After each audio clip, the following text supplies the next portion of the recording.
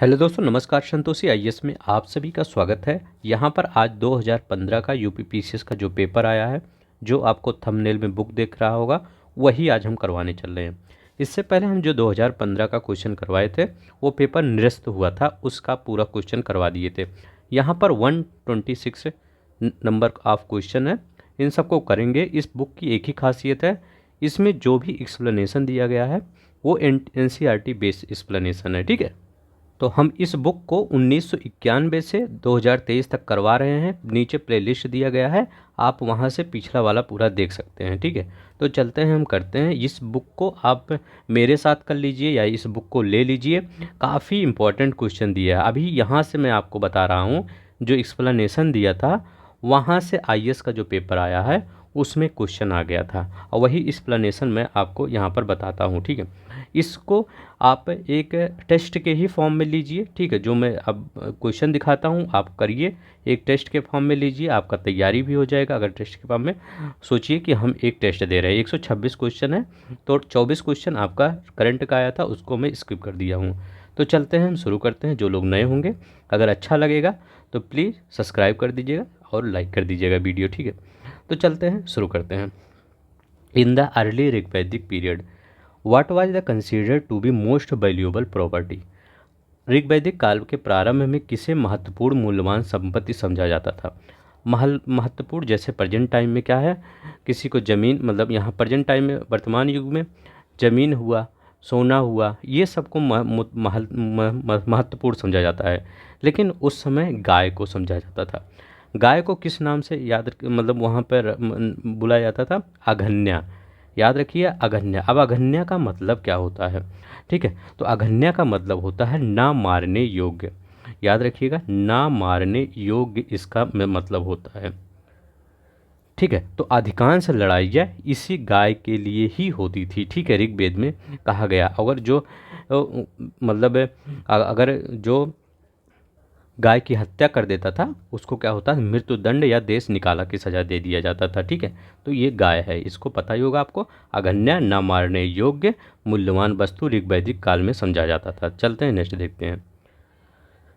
यहाँ लिखा गया सर्ग, प्रतिसर्ग, वंश, मानवोत्तर, वंशानुचरित संकेतक है। तो ये कह रहा है किसका इंडिकेटर है। थोड़ा सा पेन अच्छा ले लें, पेन थोड़ा सा कर लें। हाँ ठीक है, हाँ। तो किसका मतलब ये संकेतक है, तो ये किसका संकेतक है? पुराणों का। अब देखिए, सर्ग माने होता क्या है? सर्ग माने सृष्टि होता है, तो ये सर्ग माने सृष्टि, याद रखेंगे। ठीक है, प्रतिसर्ग माने क्या होता है? प्रतिसर्ग। प्रतिसर्ग माने होता है प्रलय। ठीक है, प्रलय या पुराणों से लिया गया, सब पुराणों के संकेतक है। प्रलय या पुनर्जन्म कहा जाता है, पुनर्जन्म कहा जाता है। सर्ग सृष्टि हो गया, प्रतिसर्ग हो गया, और क्या? वंश। वंश माने क्या होता है? तो वंश माने देवता या ऋषि मुनि। ठीक है, देवता या ऋषि मुनि के लिए कहा जाता है, देवता या ऋषि मुनि। ठीक है, तो ये।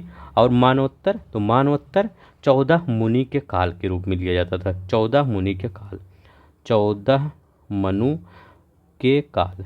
ठीक है, 14 मनु के काल। ठीक है, तो ये है। ठीक है, अब याद रखेंगे पुराणों का रचयिता कौन था। पुराणों के रचयिता कौन थे? एक ऋषि थे, लोमहर्ष। ठीक है, लोमहर्ष ये पुराणों के रचयिता थे। इनके पुत्र भी थे, उनका नाम था उग्र सर्वा। उग्र सर्वा, ठीक है, सर्वा ऐसे लिखा जाएगा, उग्र सर्वा। और लोमहर्ष पुराणों के रचयिता थे। पुराणों की संख्या कितनी है?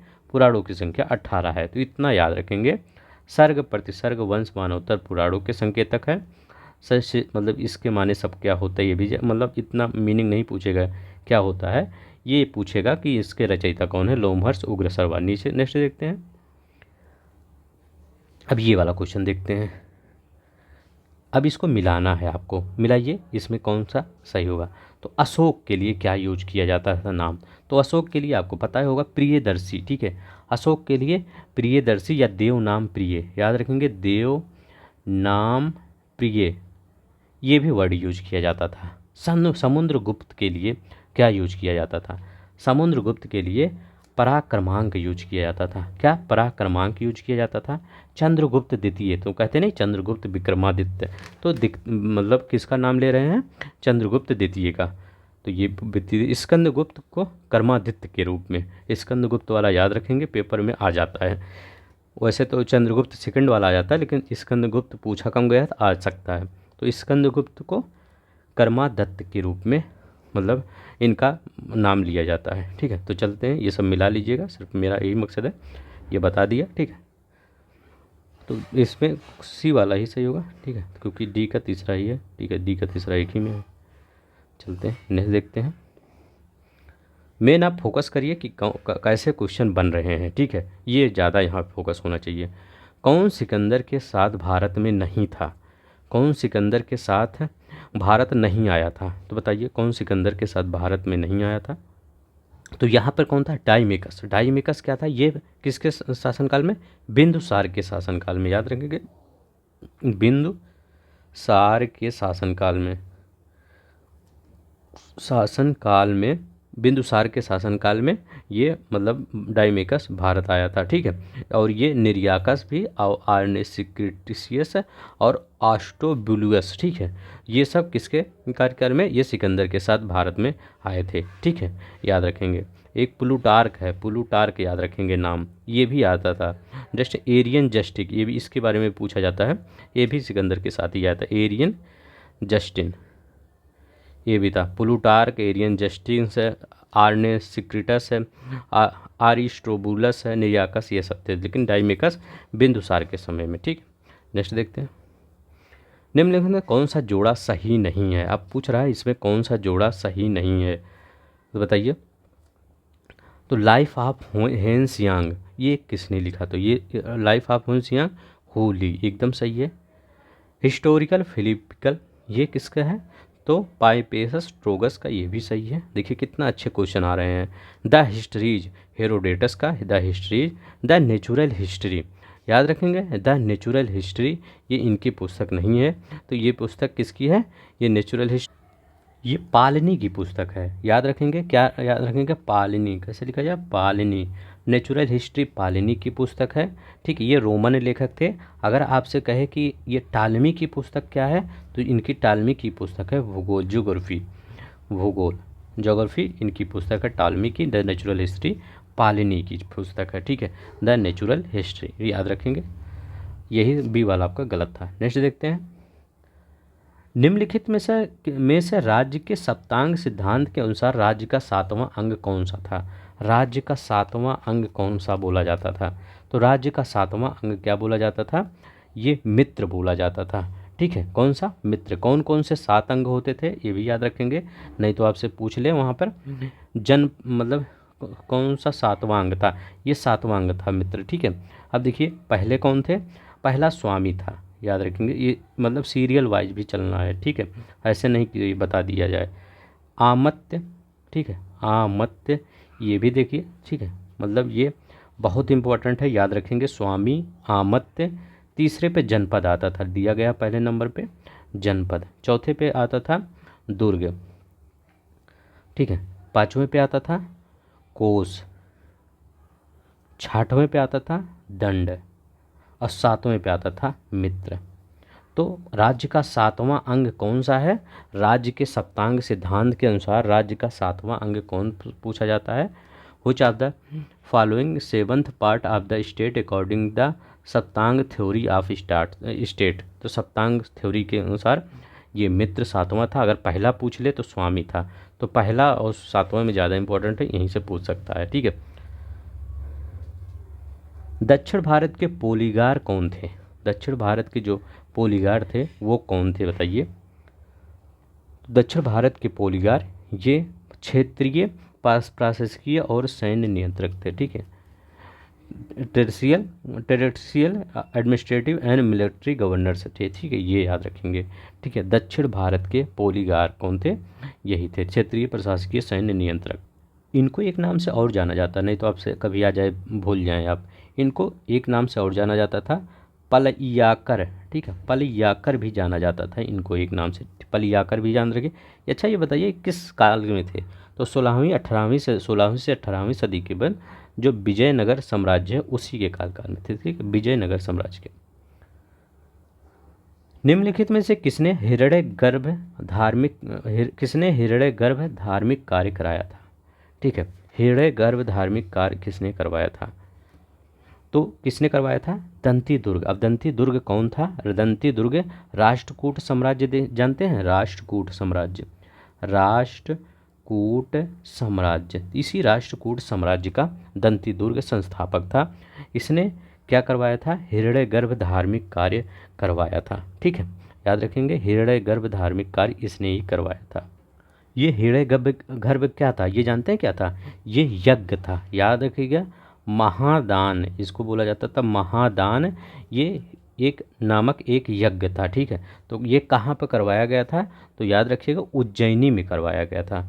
उज्जैनी में करवाया गया था महादान नामक यज्ञ, जिसको हिरण्यगर्भ कहा जाता है।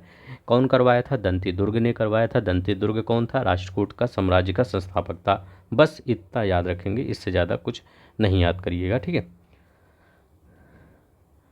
निम्नलिखित में कौन सा सही सुमेलित नहीं है? पूछ रहे हैं कौन सा सही सुमेलित नहीं है, तो बताइए कौन सा सही सुमेलित नहीं है? पानी पिया, खाना खाया, 26, 27, फिर पानी पिया, खाना खाया, इसके बाद कौन सा आया? ये 28। ये मतलब घाघरा का युद्ध हुआ था कब? तो ये 1529 में। ये भी सही है, ये भी सही, ये भी सही है, जैसे आप याद किए होंगे ट्रिक। अब देखिए, चंदेरी का युद्ध किया हुआ, चाय वाला। तो ठीक है, तो ये कब हुआ था? ये 28 में हुआ था। तो पानी पिया, खाना खाया, चाय पिया 1528 में ही हुआ था। इसके बाद चंदेरी का युद्ध 1528 में। फिर घर गया, तो घर कब गया था? 1529 ईस्वी में घाघरा से घर गया। तो ऐसे याद किए होंगे आप, तो ऐसे चाहे जैसे याद कर लीजिए। पानीपत का प्रथम युद्ध 1526 में हुआ, खानवा का 27 में हुआ, घाघरा का 29 में हुआ, चंदेरी का 28 में हुआ। ठीक है, चंदेरी का 28 में हुआ 1500। ठीक है, तो इतना याद रखेंगे। चलते हैं, अब देखिए किसके किसके बीच हुआ ये चंदेरी का युद्ध है। तो चंदेरी का युद्ध बाबर और मेदिनी राय के बीच हुआ, याद रखेंगे। ये चंदेरी का युद्ध बाबर और मेदिनी राय के बीच हुआ। बाबर विजयी हुआ, मेदिनी राय हार गए। सभी लोग हार गए थे बाबर से यहाँ। मुगल सम्राट जहांगीर ने निम्न में से किसे इंग्लिश खान की उपाधि दी? तो मुगल सम्राट ने किसे मतलब विलियम तो बोल ही दिया, चलिए, विलियम हाकिंस को। तो विलियम हाकिंस को इंग्लिश खान की उपाधि दी। ठीक है, तो याद रखेंगे कब? विलियम हाकिंस को। अब देखिए, एक ये भी पूछा जाता है कि किसको इंग्लिश खान की उपाधि दी। एक ये भी पूछा जाता है, विलियम जो हॉकिंस था, इसको कितना मनसब दिया गया था। ठीक है, मनसब भी दिया जाता था पहले, मतलब मुगल सम्राट के द्वारा। तो ये 400 मनसब दिया गया था। ठीक है, मुगल बादशाह के द्वारा 400 मनसब दिया गया था इसको, विलियम हाकिंस को। ठीक है, अब देखिए, ये कि और चीज़ पूछा जाता है, दो चीज़, ये तो हो गया, 400 मनसब दिया गया था और ये इंग्लिश खान की उपाधि दी गई थी। एक चीज़ और, एक क्वेश्चन पूछता है, कब आया था? 1608 ईस्वी में। 1608 ईस्वी में ये आया था। निम्न में से किसे किले का निर्माण अकबर के शासनकाल में नहीं कराया गया? मतलब कि किस किले का निर्माण अकबर के शासनकाल में नहीं करवाया गया था वो? तो कौन से किले का? तो दिल्ली का किला। ठीक है, दिल्ली का किला किसने किया? ये तो अकबर के बाद करवाया गया था। अकबर के बाद जहांगीर आया, जहांगीर के बाद आया शाहजहाँ ना, तो ये शाहजहाँ ने करवाया था। तो ये कब करवाया, मतलब ये कब करवाया था? लगभग 1648 ईस्वी में। ठीक है, तो ये याद रखेंगे 1648 ईस्वी में। एक चीज़ और याद रखेंगे, ये किस आकार में है? तो दिल्ली जब आएंगे देखेंगे, बहुत मतलब अभी भी लगता है एकदम नया है ये। ठीक है, अब तो वहाँ पे देखेंगे तो पीछे सब वहाँ पे मतलब उसको सफाई वफाई थोड़ा सा कम होते, लेकिन वैसे ही अभी बना है जैसा पहले था। अब मतलब वो हटा नहीं है, जैसे ही था वैसे ही है लगभग। उसमें मतलब आर्टिफिशियल चीज़ें कम की गई हैं। ठीक है, वही एकदम बेस शेप बना दिया, हटाया नहीं गया। ठीक है, अब क्या हुआ 1648 ईस्वी में? दूसरा है, ये चतुर्भुज आकार का है। किसके? चतुर्भुज आकार का। ठीक है, ये चतुर्भुज आकार का है। दूसरा है, यह किससे निर्मित है? तो अब लाल किला देख के ही पता जाएगा, लाल बलुआ पत्थर से निर्मित है। किससे? लाल बलुआ पत्थर से निर्मित है। लाल किला मतलब लाल बलुआ पत्थर से है। इसके शिल्पकार कौन थे? शिल्पकार हमीद अहमद। तो हमीद अहमद इसके शिल्पकार थे। ठीक है, याद रखेंगे, हमीद अहमद इसके शिल्पकार थे। कभी पूछा नहीं गया है, पूछ सकते हैं। आगरा का किला करवाया था? इलाहाबाद का किला अकबर ने करवाया था। लाहौर का किला ये अकबर का किला जो जो करवाए थे ये भी देख लीजिए कौन कौन करवाए थे। आगरा का किला करवाए थे, इलाहाबाद का, लाहौर का। ठीक है, तो आपका आंसर पहला वाला। लखनऊ में 1857 के स्वतंत्रता संग्राम का नेतृत्व किसने किया था? जो लखनऊ में जो स्वतंत्रता संग्राम था उसका नेतृत्व हजरत महल ने किया था। ठीक है, हजरत महल ने 1857 के मतलब लखनऊ से ही अपना नेतृत्व किया था। इनके अल्पवयस्क बेटे उनको नवाब घोषित कर दिया, उनके हाथ में बागडोर थमा दी और अपना ये नेतृत्व विद्रोह करने लगी। ठीक है, मतलब विद्रोह का नेतृत्व करने लगी। इनके बेटे का नाम क्या था? हो सकता पूछ ले, बिरजिस कादिर। ठीक है, बिरजिस कादिर, इनके बेटे का नाम बिरजिस कादिर था, याद रखेंगे। मतलब मैं थोड़ा सा राइटिंग समझ लियाइएगा क्योंकि मैं बोलता भी हूँ ना, ज़्यादा बैठाने लगूँगा तो बहुत ज़्यादा समय लग जाएगा। ठीक है, इसलिए थोड़ा सा मतलब ज़्यादा राइटिंग यहाँ पर लिखूँगा तो ज़्यादा समय लग जाएगा, आप ही सबका थोड़ा समय जाएगा, इसलिए मैं सोच रहा हूँ पूरा प्रीवियस ईयर है, थोड़ा जल्दी कर लेते हैं। वर्ष 1924 का बंगाल का तारकेश्वर आंदोलन निम्न में से किसके विरुद्ध था? बंगाल का तारकेश्वर जो आंदोलन था ये किसके विरुद्ध था? बहुत इंपॉर्टेंट है, कब था पहले ये याद रखिएगा, क्वेश्चन में ही दिया है, कभी क्वेश्चन वाला ही आपसे पूछ ले कि तारकेश्वर आंदोलन कब हुआ था, तो 1924 में हुआ था। ये कहाँ पर हुआ था ये भी याद रखेंगे, मुंबई, मद्रास, कहीं भी दे सकता है, आपको बंगाल लगाना है तारकेश्वर आंदोलन। ठीक है, अब पूछ रहा है किसके विरुद्ध हुआ था, तो किसके विरुद्ध हुआ था? मंदिरों में प्राप्त व्याप्त भ्रष्टाचार के विरुद्ध हुआ था। किसके विरुद्ध हुआ था? मंदिरों में व्याप्त भ्रष्टाचार, करप्शन इन टेम्पल के विरुद्ध, इन टेम्पल्स के में जो करप्शन हुआ था उसी के विरुद्ध हुआ था। तो क्या याद रखेंगे? तारकेश्वर बंगाल में 1924 में। ठीक है, भ्रष्टाचार के विरुद्ध कहाँ पर? मंदिरों में। सत्येंद्रनाथ टैगोर द्वारा स्थापित दल का क्या नाम था? सत्येंद्रनाथ टैगोर द्वारा स्थापित दल का नाम था क्रांतिकारी साम्यवादी दल। ठीक है, याद रखेंगे, क्रांतिकारी साम्यवादी दल सत्येंद्रनाथ टैगोर द्वारा ये मतलब स्थापित दल था। कब स्थापित किया गया था? ये 1934 में। ठीक है, क्रांतिकारी ये कब क्रांतिकारी ये स्थापित किया गया था, मतलब क्रांतिकारी साम्यवादी दल 1934 में स्थापित किया गया था। अब ये भारतीय बोल्शेविक दल की स्थापना कब हुई थी? ठीक है, इसकी स्थापना 1939 में, कभी भी पूछ सकता है। ठीक है, बोल्शेविक दल की स्थापना 1939 में एक मतलब मजदूर नहीं मतलब नेता थे एक, एच दत्त मजूमदार। ठीक है, और अजीत राय और कुछ और लोग थे, तो उन्होंने किया था। तो ये याद रखिएगा, सत्येंद्रनाथ टैगोर वाला क्रांतिकारी साम्यवादी दल। निम्नलिखित में से किस अधिवेशन के लिए कांग्रेस ने पहली बार एक महिला अध्यक्ष को चुना? बताइए, तो कौन सा अधिवेशन था? 1917 का कलकत्ता का अधिवेशन। कब सुन गई महिला, कौन पहली महिला थी? तो वो एनी बेसेंट थी, याद रखेंगे, एनी बेसेंट थी। अब पूछे जाए कि कहाँ पे हुआ था ये कलकत्ता का, वो अच्छा कलकत्ता तो दिया ही, कलकत्ता का अधिवेशन। ये अगर पूछा जाए पहली भारतीय महिला कौन थी, तो पहली भारतीय महिला सरोजिनी नायडू थी। ठीक है, ये 1925 में कानपुर के अधिवेशन में, याद रखेंगे, कानपुर के अधिवेशन में ये पहली भारतीय महिला बनी थी 1925 में। लोकहितवादी उपनाम से किसे जाना जाता था? लोकहितवादी उपनाम से किसे जाना जाता था? गोपाल हरि देशमुख को। ठीक है, गोपाल हरि देशमुख को लोकहितवादी नाम से जाना जाता था। ठीक है, ये इनके बारे में याद रखेंगे। गोपाल हरि देशमुख 1880 ईस्वी में 1880 में गवर्नर जनरल की काउंसिलिंग के सदस्य भी बने थे। ठीक है, क्या है? गवर्नर जनरल की काउंसिल के सदस्य बने थे, ये याद रखेंगे। पूछ लिया जाता है कि ये गवर्नर जनरल की काउंसिल में सदस्य कब बने थे? 1880 में। या पूछ लिया जाता है कौन गवर्नर जनरल की काउंसिल में सदस्य बना था? गोपाल हरि देशमुख बने थे। दूसरा क्वेश्चन ये पूछा जाता है इनका लेख किस नाम से प्रकाशित होता था? कि इनका जो लेख जो होता था वो शतपत्रे नाम से प्रकाशित होता था। किस नाम से? शतपत्रे नाम से प्रकाशित होता था। वो कामागाटू क्या था? कामागाटू पूछ रहे हैं ये क्या था? तो कामागाटू एक क्या था? एक जहाज था। ठीक है, तो कामागाटू ये एक जहाज था, इसको लेकर कौन चल रहे थे? गुरुदत्त सिंह, याद रखेंगे, गुरुदत्त दत्त सिंह इसको लेकर चल रहे थे। कहाँ के लिए रवाना हुआ था? कनाडा के लिए रवाना हुआ था, ठीक है। लेकिन क्या हुआ, कनाडा में प्रवेश करने से इस जहाज़ को मना कर दिया गया। तो इसके बाद क्या हुआ, फिर ये आया वहाँ पर कलकत्ता में, वापस भेज दिया गया। फिर एक बजबज, ठीक है, याद रखेंगे, बजबज, मान लीजिए ये है पूरा मैप, मान लीजिए ये कहाँ गया, सिंगापुर से शायद गया था ये कनाडा में, ठीक है। ये जब कनाडा में गया था तो यहाँ पर क्या हुआ, मना कर दिया गया। तो ये फिर आया क्या, कलकत्ता में आया बजबज स्थान पर। तो बजबज स्थान पर इनके संघर्ष हुआ, क्योंकि वहाँ के लोग गुस्साए हुए थे। तो संघर्ष में 18 यात्री मारे गए, उसी जो जहाज़ में बैठे थे।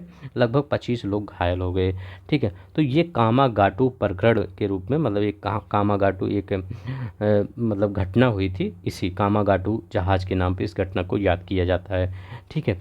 याद रखेंगे ये घटना कब हुई थी, तो ये 1914 मार्च, याद रखेंगे, मार्च 1914 में हुई थी घटना, उसी के आस, ठीक है। तो याद रखेंगे मार्च 1914 में। 1946 में कैबिनेट मिशन का नेतृत्व किसने किया था? तो पहले ये याद रखेंगे कैबिनेट मिशन में कौन कौन से लोग थे। तो 3 सदस्य थे, कौन कौन से? स्टेफोर्ड क्रिप्स थे, पहले सदस्य कौन थे? स्टेफोर्ड क्रिप्स, ठीक है, ये आप, ठीक है, ये थे। और दूसरे कौन थे? लॉर्ड पैथिक लॉरेंस, ठीक है, लॉर्ड पैथिक लॉरेंस थे। तीसरे नंबर पे कौन थे? ए बी अलेक्जेंडर, ठीक है, ए बी अलेक्जेंडर। अब इसी तीनों में एक लोग को अध्यक्ष बनाना था, तो कौन बना इसका अध्यक्ष? पैथिक लॉरेंस है, पैथिक लॉरेंस ये ना दूसरे नंबर पर। तो ये क्या हुए, ये इसके अध्यक्ष भी बने, ठीक है। अब ये पूछा जाता है ये कब दिल्ली पहुंचा कैबिनेट मिशन, याद रखिएगा, बहुत इंपॉर्टेंट है, 24 मार्च 1946 को दिल्ली पहुंचा। जिन लोग को थोड़ा सा तेज़ लगेगा वो थोड़ा सा स्पीड स्लो कर लेंगे, और जिनको स्लो लगेगा वो तेज़ कर लेंगे, ठीक है, क्योंकि 126 क्वेश्चन है, ख़त्म भी करना है। तो क्या है, Lord Pethick Lawrence cabinet mission का नेतृत्व किए थे, 3 सदस्य थे। 24 मार्च 1946 को ये भारत पहुंचा, दिल्ली पहुंचा, ठीक है। तो मतलब ये जो भारत का अंतिम सरकार का गठन हुआ इसी कैबिनेट मिशन के प्रस्ताव के आधार पर ही हुआ था, ठीक है। तो याद रखेंगे। वर्ष 1929 में जारी किए गए दीपावली घोषणा पत्र का संबंध किससे है? तो दीपावली घोषणा पत्र का संबंध किससे है? तो इसका है डोमिनियन स्टेटस की मांग से, ठीक है, डोमिनियन स्टेटस से, ठीक है। तो इसी से है, डोमिनियन स्टेटस से। नेक्स्ट देखते हैं, गांधी जी को वन मैन बाउंड्री फोर्स कहकर किसने संबोधित किया? गांधी जी को वन मैन बाउंड्री फोर्स कहकर किसने संबोधित किया? लॉर्ड माउंटबेटन ने। किसने? लॉर्ड माउंटबेटन ने संबोधित किया। चलते हैं नेक्स्ट देखते हैं। अब देखिए, गर्म जल का स्रोत अवस्थित, बहुत इंपॉर्टेंट है, यहीं से बार बार क्वेश्चन पूछा जाता है। पूछ रहा है कौन सा एक सही सुमेलित नहीं है, कौन सा एक सही सुमेलित नहीं है। तो याद रखेंगे मणिकरण जल स्रोत कहाँ पर है? हिमाचल प्रदेश। कहाँ पर है? हिमाचल प्रदेश में मणिकरण जल स्रोत है। ज्वालामुखी कह रहे हैं जम्मू और कश्मीर में है, तो ज्वालामुखी भी हिमाचल प्रदेश में ही है, ठीक है। तो ज्वालामुखी ये हिमाचल प्रदेश में ही, हिमाचल प्रदेश में ही। तो मणिकरण और ज्वालामुखी दोनों हिमाचल प्रदेश में है। कहाँ पे? धर्मशाला के पास दोनों स्थित है। किसके पास? धर्मशाला के पास, धर्मशाला के पास, जहाँ दलाई लामा रहते हैं, ठीक है। ये अब देखिए, अनहोनी ये कर्म जल का स्रोत कहाँ है? तो ये मध्य प्रदेश में अनहोनी, ठीक है। कहाँ पर? मध्य प्रदेश में। तप्ता पानी कहाँ है? तो तप्ता पानी उड़ीसा में है, ठीक है। तप्त पानी गर्म जल का स्रोत उड़ीसा में है। कैसे करके याद कर लीजिए, बहुत इंपॉर्टेंट है, कई बार पूछ लिया जाता है। एक बार मैं फिर बता दे रहा हूँ, मणिकरण कहाँ है? हिमाचल प्रदेश में, ठीक है। तो मणिकरण हिमाचल प्रदेश में है, ज्वालामुखी ये हिमाचल प्रदेश में है, अनहोनी मध्य प्रदेश में है, तप्ता पानी उड़ीसा में है। जो लोग सब्सक्राइब नहीं किए होंगे प्लीज़ कर लीजिएगा, ठीक है।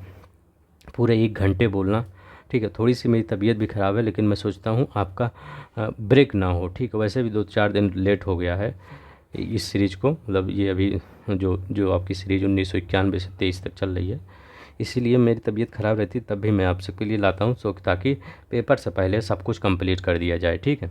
आप चैनल से जुड़ जाएंगे तो आपको PCS RO के लिए सभी मटेरियल मिल जाएंगे यहाँ पर, चाहे प्रीवियस ईयर, चाहे नए, चाहे करंट अफेयर, क्रॉनिकल, आई दृष्टि, हर चीज़ मिल जाएगा यहाँ पे।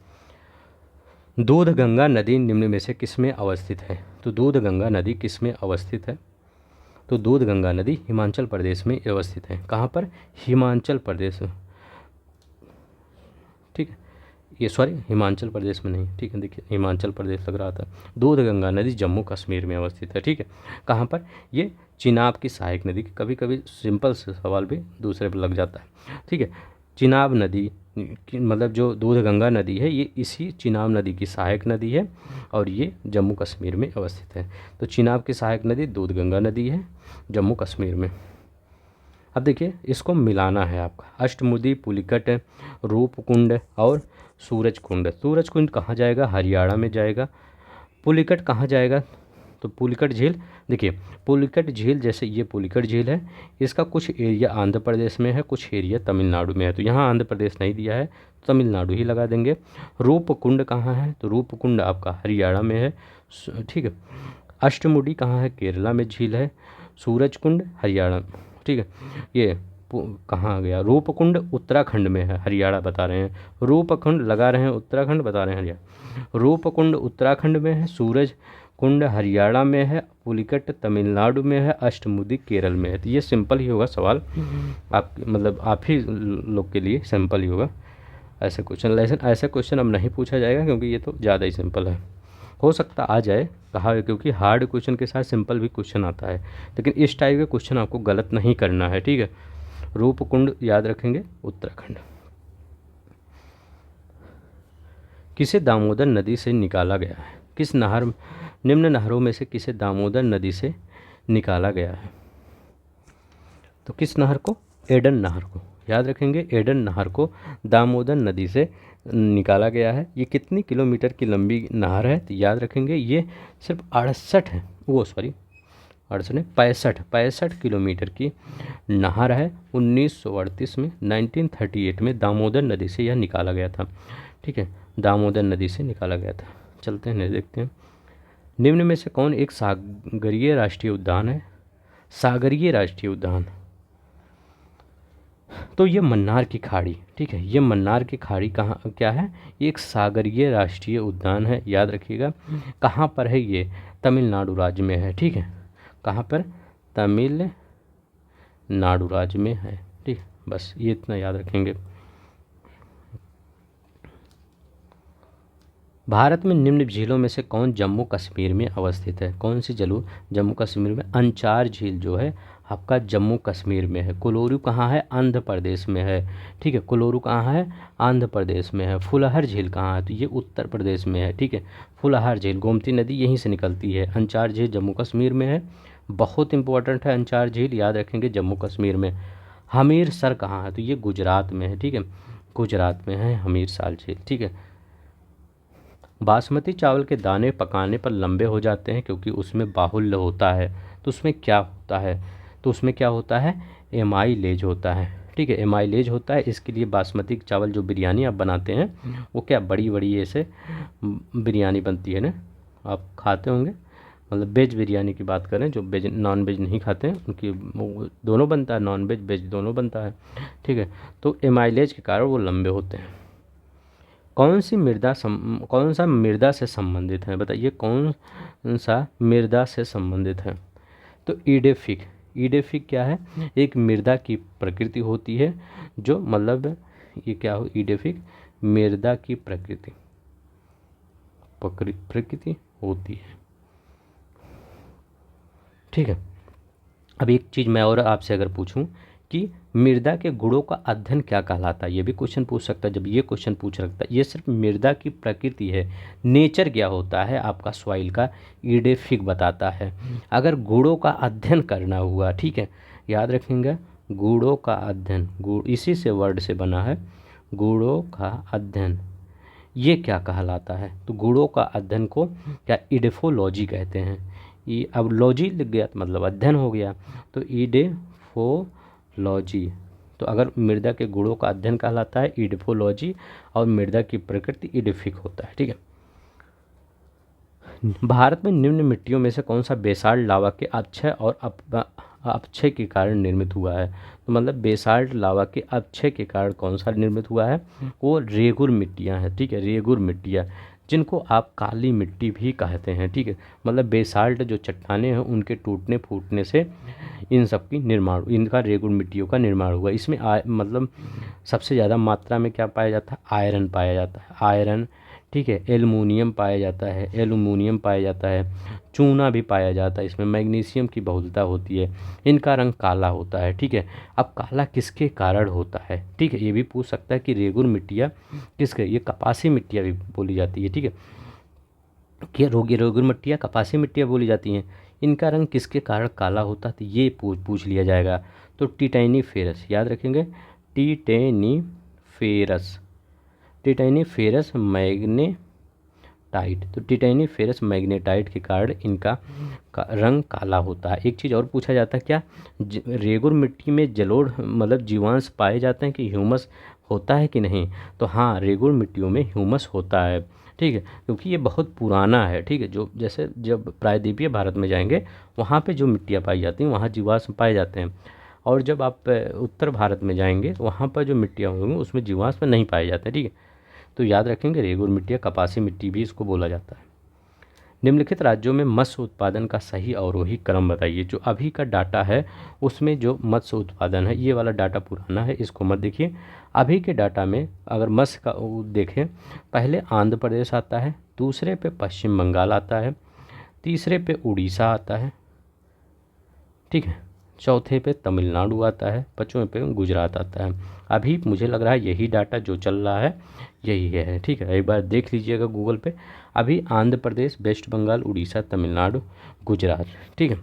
तो चलते हैं देखते हैं, यहाँ पर देखते हैं, निम्न में से कौन भारत में सबसे बड़ी मशीनीकृत खान है? तो मशीनीकृत सबसे बड़ी खान कौन सा है? बैलाडीला खान है, ठीक है। यहाँ से क्या मिलता है? लोहे भरपूर मात्रा में मिलता है, ठीक है। लौह अयस्क पाया जाता है यहाँ पर, याद रखेंगे, लौह अयस्क, ठीक है, अयस्क पाया जाता है। दूसरा चीज़ ये याद रखेंगे कहाँ पर है?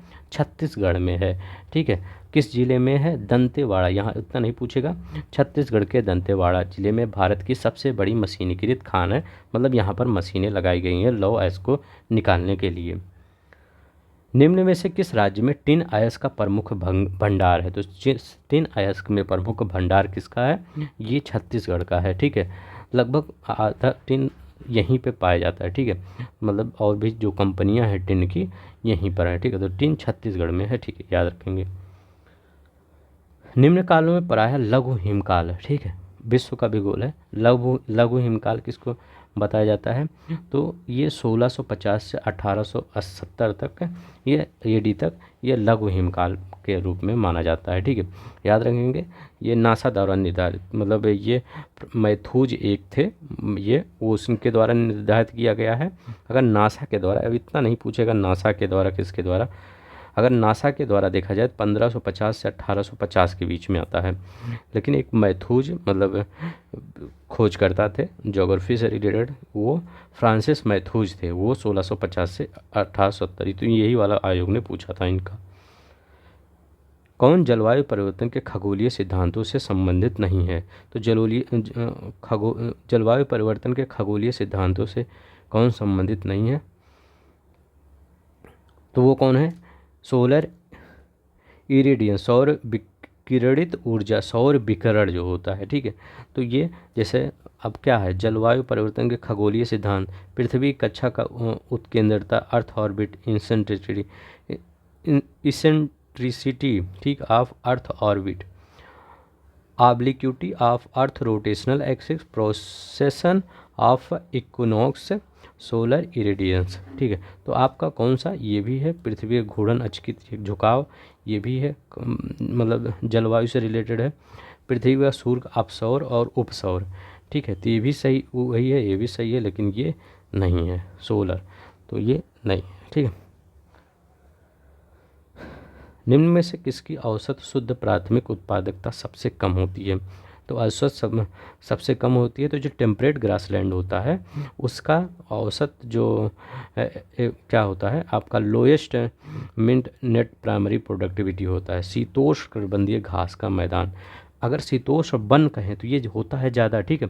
शीतोष्णकटिबंधीय का जो वन होता है वो ज़्यादा होता है, उष्णकटिबंधीय तो होता ही है, इसमें तो कोई दिक्कत नहीं है। उष्णकटिबंधीय सवाना इसमें भी होता है, लेकिन ये शीतोष्णकटिबंधीय जो घास का प्रदेश होता है इसमें क्या होता है उत्पादकता कम होती है, ठीक है। तो याद रखेंगे यही। कौन सा मरुस्थल दक्षिणी गोलार्ध में स्थित है, ये बताइए कौन सा जो मरुस्थल है ये दक्षिणी गोलार्ध में स्थित है। तो कालाहारी मरुस्थल ये दक्षिणी गोलार्ध में स्थित है। कहाँ के, अफ्रीका के बोत्सवाना, ठीक है, दक्षिण अफ्रीका तथा बोत्सवाना। तो south Africa and Botswana area में पड़ता है ये, ठीक है, कालाहारी। हमारे उपग्रह में मृदु जल की सर्वाधिक मात्रा है, बताइए। हमारे उपग्रह में मृदु जल की सर्वाधिक मात्रा, मतलब जो कह रहे हैं फ्रेश वाटर की सर्वाधिक मात्रा कहाँ पर है, तो वो क्या है अस्थाई हिम में है, ठीक है, महाद्वीपीय पर्वतीय हिम नदियों में है, ठीक है। तो ये कहाँ पर है सबसे ज़्यादा, मतलब अगर देखा जाए पूरा मृदु जल यहीं पर पाया जाता है, ठीक है। तो याद रखेंगे यहीं सबसे ज़्यादा है, ठीक है। तो ग्लेशियर, ठीक है, दिमाग में ये रखिएगा कि ग्लेशियर में सबसे ज़्यादा मीठा पानी है जो कि हम ला नहीं सकते। अगर सूखा पड़ गया तो आप ग्लेशियर क्या अंटार्कटिका में जाएंगे वहाँ से लाने ग्लेशियर, या आर्कटिक क्षेत्र में जाएंगे उधर से लाने ग्लेशियर, तो नहीं ला सकते। इसलिए पानी बचाना चाहिए, ठीक है। इसका कोई फ़ायदा नहीं, फ़ायदा है ये नहीं कह रहे हैं आपका फ़ायदा नहीं है, फ़ायदा है, लेकिन जो आपके पास है जो पानी उसको ज़्यादा सेव करिए, वो ज़्यादा फ़ायदा करेगा आपको। निम्नलिखित में से कौन सा सुमेलित नहीं है, ये बताइए। करें विश्व का सबसे ऊंचा जलप्रपात, तो एंजल कहाँ गया, तो गोला अगर हो जाएगा तो एंजल कहाँ जाएगा, तो एंजल जलप्रपात सबसे ऊंचा है जलप्रपात। विश्व की सबसे बड़ी ताजे जल की झील सुपीरियल, एकदम सही। विश्व का सबसे ऊंचा नौकागम्य झील टीटीकाका है, ठीक है, ठीक है, टीटीकाका चिली में, ठीक है। विश्व का दूसरा सबसे गहरी झील तो टंगानिका, ठीक है। विश्व की दूसरी सबसे गहरी झील क्या है, टंगानिका, ठीक है। तो ये याद रखेंगे, ये एंजल होगा यहाँ पर। कौन विश्व की प्राचीनतम सबसे गहरी झील है, ठीक है, प्राचीनतम वो कह रहा है और सबसे गहरी भी, तो बैकाल झील, ठीक है। तो ये क्या है बैकाल झील, यहाँ पर क्या था देखिए, यहाँ का दूसरी सबसे गहरी तो टंगानिका, पहला क्या है बैकाल है, ठीक है। ये देखिए, चलते हैं नेक्स्ट देखते हैं। बांध और नदियाँ, कह रहे हैं कहाँ पे बांध और नदियाँ बनी है। पहला कह रहे हैं ग्रैंड कुली, ग्रैंड कुली कहाँ है, हूबर, ठीक है। अच्छा पूछ रहे हैं कौन सुमेलित नहीं है, तो एक सुमेलित नहीं है, तो ग्रैंड कुली कहाँ है, कोलंबिया में है, तो ठीक है, ग्रैंड कुली बांध कोलंबिया। हूबर कहाँ है, करें हूबर ये टेनेसी, ठीक है। तो ये हूबर टेनेसी, तो ये गलत है, ठीक है। तो हूबर टेनेसी में नहीं है, ये मतलब टेनेसी नदी पर नहीं है, ये कोलोरेडो नदी पर है, ठीक है, कोलोरेडो नदी, ठीक है। तो कोलोरेडो नदी पर यही है। नोरेक, ठीक है, तो नोरेक कहाँ है, तो नोरेक ये बक्स, ठीक है। तो याद रखेंगे नोरेक ये बक्स एकदम सही है। कहोरा वासा को कबोरा, ठीक है, ये जाम्बेजी नदी पर, ठीक है। तो ये बांध वाला, ऐसे आपको पता चल, देखिए इस चीज़ को करने से क्या फ़ायदा होगा, आपको पता चलता रहेगा किस प्रकार से क्वेश्चन आ रहे हैं, ठीक है। तो यहाँ पर पहला वाला आपका गलत हो जाएगा, ठीक है, पहला वाला गलत हो जाएगा। ओ सॉरी, पहला वाला नहीं, दूसरा वाला, ठीक है, हूबर वाला, ठीक है। हूबर किस नदी पर है, कोलोरेडो, मतलब हूबर डैम कोलोरेडो नदी पर है, ठीक है। नेक्स्ट देखते हैं, कह रहे हैं वायुमंडल में अधोरेखित मंडलों में उनके पृथ्वी के धरातल से बढ़ती दूरी के क्रम में व्यवस्थित कीजिए और नीचे दे सही क्रम बताइए। तो कौन इसमें सही होगा, तो बताइए इसमें कौन सा सही होगा, तो मतलब बढ़ते दूरी के हिसाब से तो पहले कौन आएगा, तो पहले क्षोभ मंडल ट्रोपोस्फियर आता है ना।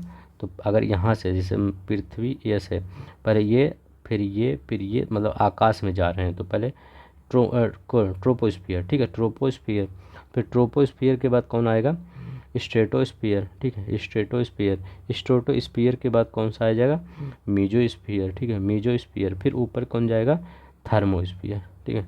थर्मोस्फीयर, तो ये ट्रोपो स्ट्रेटो मेजो थर्मो, ठीक है, तो ये डी वाला सही हो जाएगा। उद्योग स्थान, अब बताइए यहाँ पर कौन सा आपका करें सुमेलित नहीं है, ठीक है। कागज़ का उद्योग कहाँ पर है, तो कागज़ का उद्योग ओंटारियो में, एकदम सही है। सूती वस्त्र, ये गलत है आपका, ठीक है। रासायनिक टेक्सास, एकदम सही है।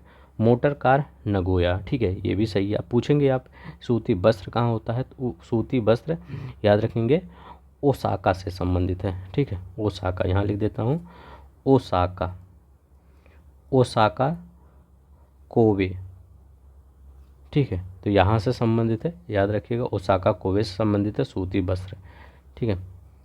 अब यहाँ पर देखिए कौन सा देश तांबे का बृहत्तम उत्पादक मतलब 2013 में था, ठीक है।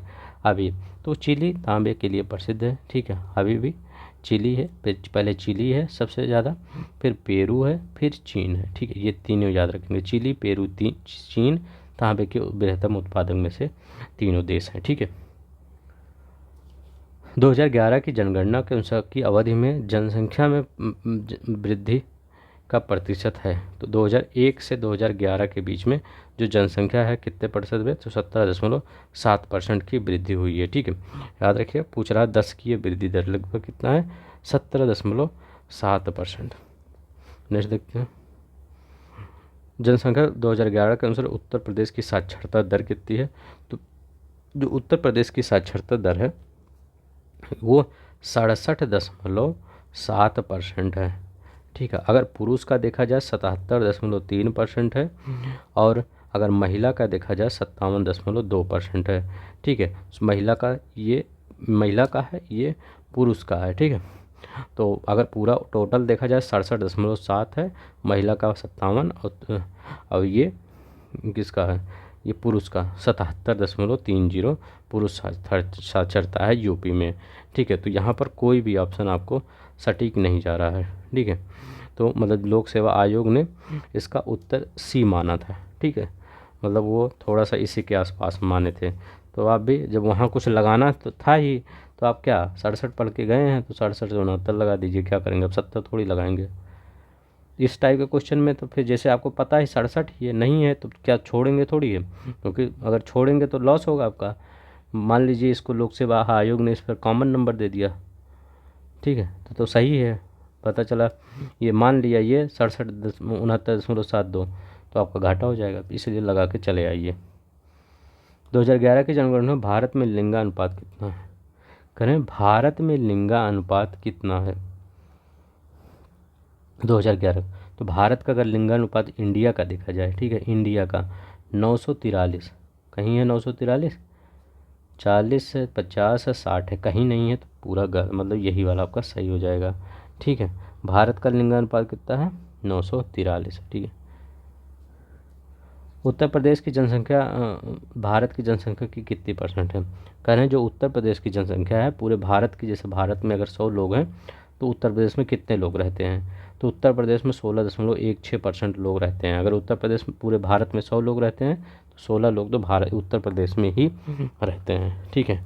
तो याद रखिएगा उत्तर प्रदेश पूरे भारत की जनसंख्या में पहले स्थान पर है, ठीक है। अब एक चीज़ अच्छा ये भी पूछा जाता था, देश की कुल जनसंख्या का उत्तर प्रदेश का हिस्सा कितना है, ये पूछा जाता है। जैसे 100 पहले कितना था, 121 करोड़ ही था 2011 में, अब भले ये बढ़ा हुआ, तो वो कह रहे हैं वो किसका कितना हिस्सा है, तो कितना हिस्सा है, हिस्सा मतलब क्या है, उसका कितना चौथाई, छठवां भाग, पाँचवां भाग, तो कितना है वो छठवां है, ठीक है, ये याद रखेंगे। ये तो आपको पता रहता है कि पहला स्थान है उत्तर प्रदेश का, लेकिन कितना हिस्सा है, छठा हिस्सा, मतलब यहाँ पर जो छठा हिस्सा है हम ही है, ठीक है। हाँ देखिए भारत में लिखित संविधान है, ये देखिए भारत में लिखित संविधान शक्तिशाली क्षेत्रीय दलों का विकास, क्षेत्रीय आकांक्षाओं का संकेतक है।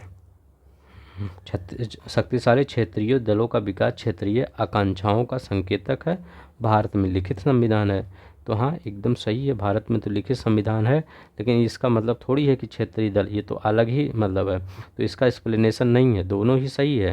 अगर शक्तिशाली क्षेत्रीय दल हो जाएंगे तो विकास क्षेत्रीय आकांक्षाओं का संकेतक है। मतलब अगर मान लीजिए क्या, अगर यहाँ पर उत्तर प्रदेश में चाहे समाजवादी हो, चाहे बसपा, चाहे कोई भी पार्टी हो, रीजनल पार्टी जब मजबूत होगी तो हो सकता है वो अपना स्टांस वहाँ पर रख सके, कहाँ पर, संसद में, ठीक है, कि हाँ इतना हमको भी चाहिए उत्तर प्रदेश में, तो इसीलिए सोच कहा गया है विकास आकांक्षाओं का संकेतक है। तो ये आपका दोनों ही सही है, लेकिन एक्सप्लेनेशन गलत है, ठीक है।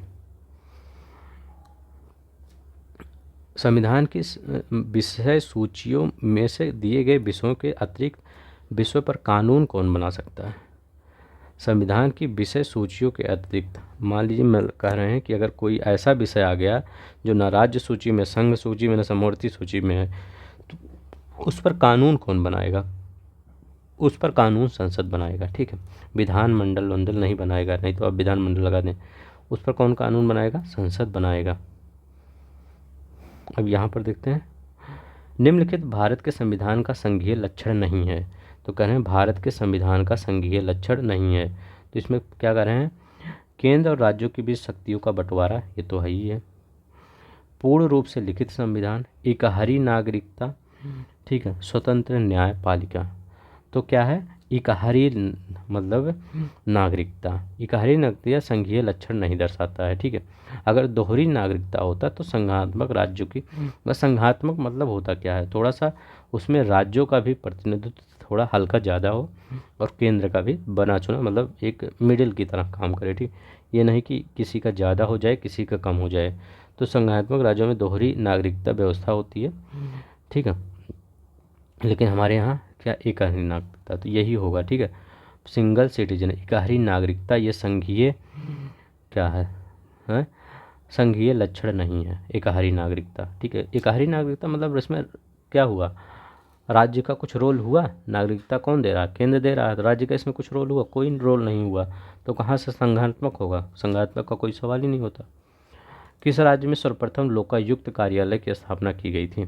सर्वप्रथम लोकायुक्त कार्यालय की स्थापना कहाँ की गई थी? ये महाराष्ट्र में की गई थी, याद रखेंगे। कहाँ पर?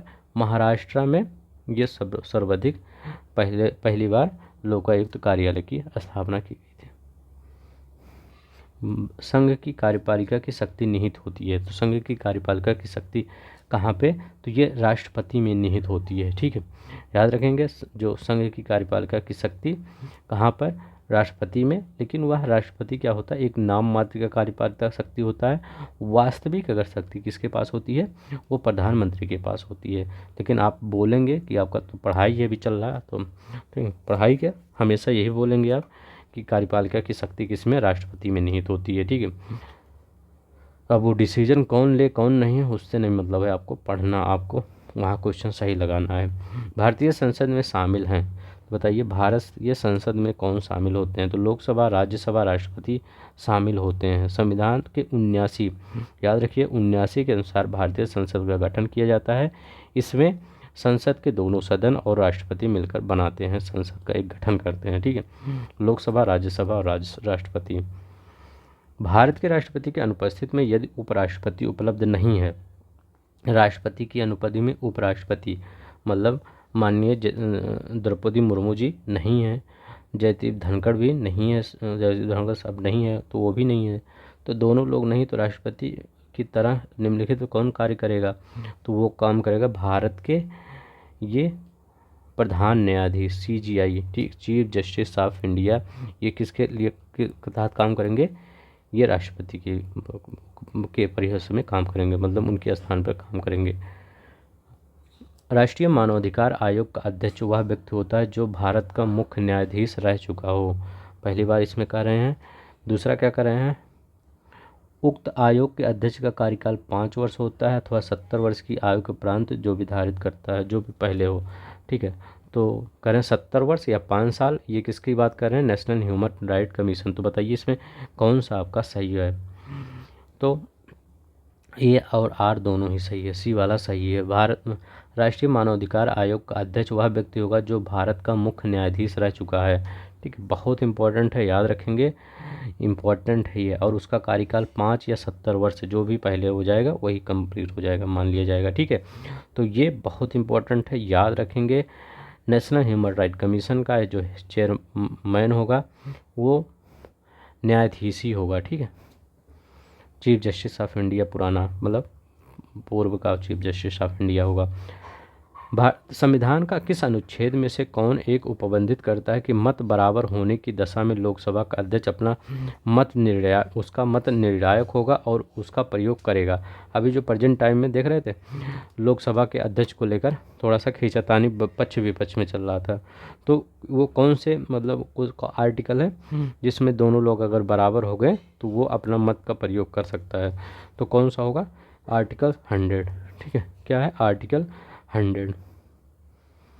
अनुच्छेद 108 के अंतर्गत लोकसभा और राज्यसभा की संयुक्त बैठक आहूत की जाती है, किसके द्वारा? तो 108 के अंतर्गत लोकसभा और राज्यसभा की संयुक्त बैठक आहूत किसके द्वारा की जाती है?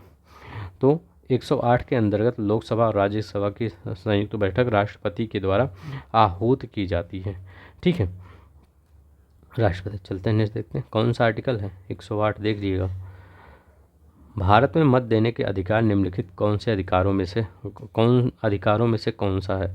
तो ये तो संवैधानिक अधिकार है नहीं कि आपका संविधान ही कहता है कि ये एक लीगल राइट है। ठीक है, मत देने का अधिकार एक कौन सा राइट है? ये लीगल राइट है। कौन सा? मतलब ये अधिनियम था, तो जन प्रतिनिधित्व अधिनियम 1951 के तहत, याद रखिएगा 1951 जन प्रतिनिधित्व अधिनियम, जन प्रतिनिधित्व अधिनियम।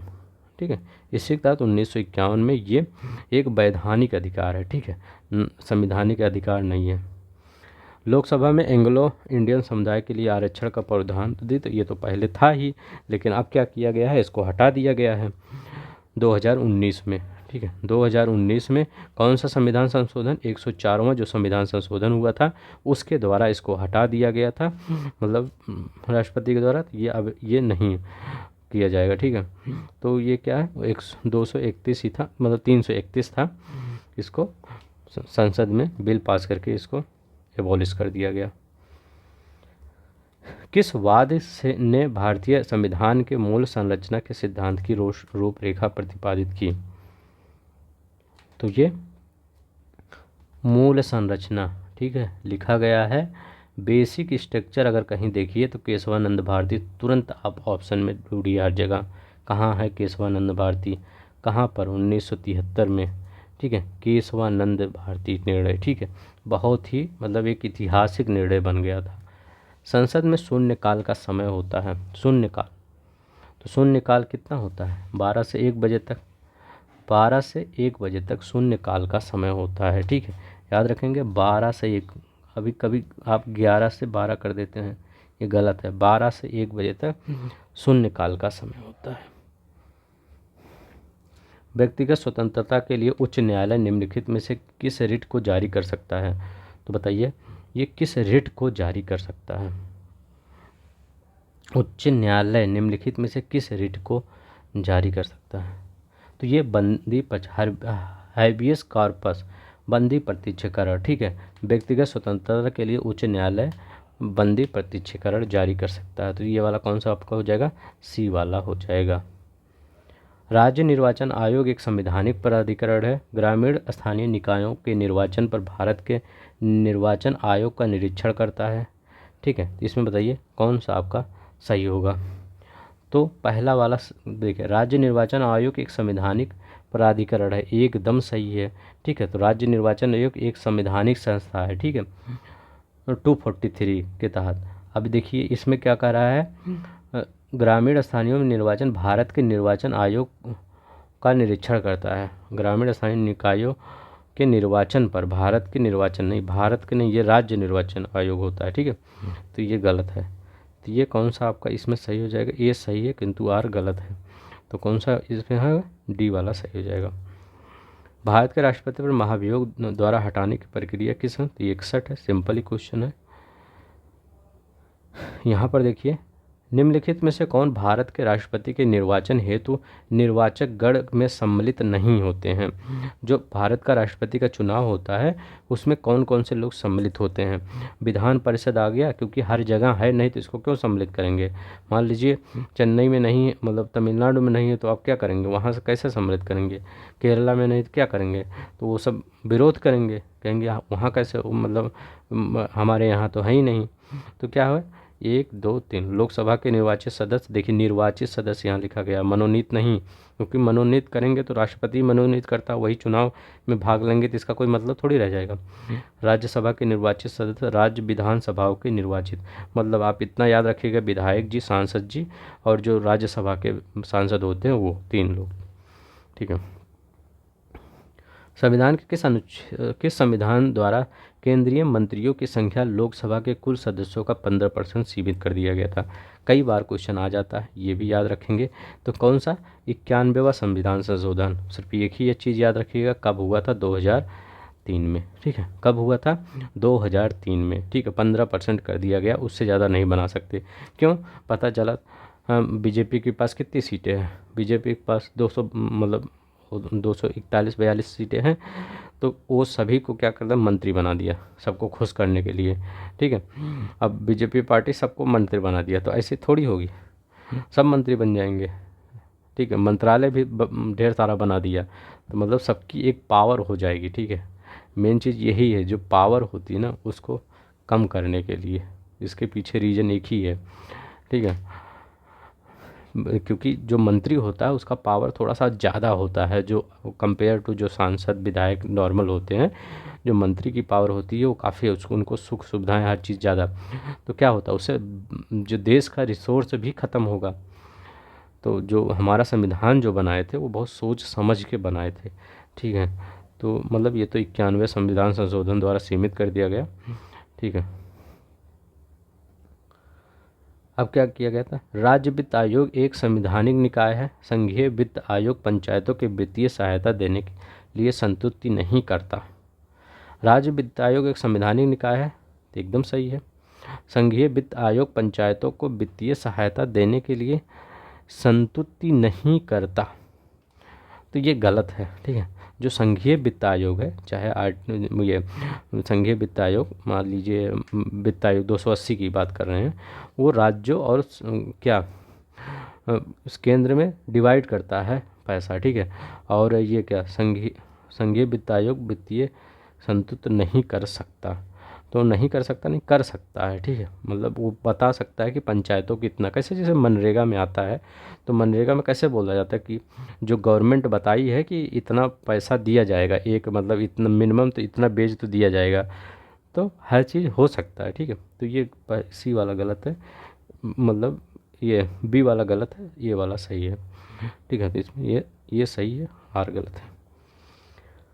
आर्थिक विकास के लिए एक बहुआयामी उपागम की आवश्यकता होती है। वर्तमान भारत सरकार मुख्यतः सूक्ष्म आर्थिक विषयों पर ध्यान केंद्रित कर रही है, ठीक है। तो इसमें आपका कौन सा सही है, ए सही है, आर गलत है, ठीक है। Economic development require the multi dimension approach, सही है, मल्टी डायमेंशन रिक्वायर करना चाहिए। वर्तमान भारत सरकार मुख्यतः सूक्ष्म आर्थिक विषयों पर केंद्रित रही है, तो मुख्यतः ये गलत है, ठीक है। सब कुछ गवर्नमेंट का काम है, सब कुछ देखना। न्यूनतम समर्थन मूल्य निर्धारित करने की संतुष्टि करता है, तो जो न्यूनतम समर्थन एमएसपी जो होता है वो कौन निर्धारित, कृषि एवं लागत मूल्य आयोग, बहुत इंपॉर्टेंट क्वेश्चन है, बार बार पूछा जाता है। ये एमएसपी कौन निर्धारित करता है, commission of agriculture and cost and prices, कृषि लागत और कीमत आयोग। उद्यमी हेल्पलाइन स्थापित की गई है, तो ये करंट का क्वेश्चन है, ठीक है। तो ये सूक्ष्म लघु और मध्यम उपक्रमों के लिए, ठीक है। तो याद रखिएगा, ये किसके द्वारा, 2010 में प्रधानमंत्री मनमोहन सिंह के द्वारा उद्यमी हेल्पलाइन स्थापित की गई थी। 2015 में क्वेश्चन बना था, ठीक है। BSE ग्रीनेक्स में कितनी कंपनियां सम्मिलित है, बताइए। BSC, ठीक है। तो करें BSC ग्रीनेक्स में कितनी कंपनियां सम्मिलित हैं, तो BSC ग्रीनेक्स में कितनी कंपनियां, जो उस समय तो ये 25 कंपनियां, ठीक है। आंसर था 25 था, BSC में 25 कंपनियां सम्मिलित, ठीक, ठीक है। नगरीकरण के कारणों और संबंधों में निम्न कथनों पर विचार कीजिए और उन्हें कूट से सही कीजिए। ग्रामीण और नगरों क्षेत्रों में प्रवास की ऊंची दर, ठीक है, कह रहे हैं ग्रामीण और नगरों में प्रवास की ऊंची दर कारणों के संबंध में।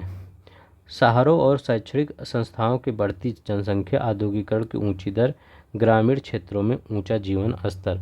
तो मतलब इनका कहने का मतलब है औद्योगिकरण की जो ऊंची दर है वो क्या क्या कारण हो सकता है। तो पहला वाला क्या है, ग्रामीण से नगरों में क्षेत्रों प्रवासन की ऊंची दर है, ठीक है। गांव के लोग क्या होते हैं, शहरों में जाते हैं, वहाँ पर देखते हैं जहाँ इंडस्ट्री लगी है वहाँ पर अपना काम करते हैं।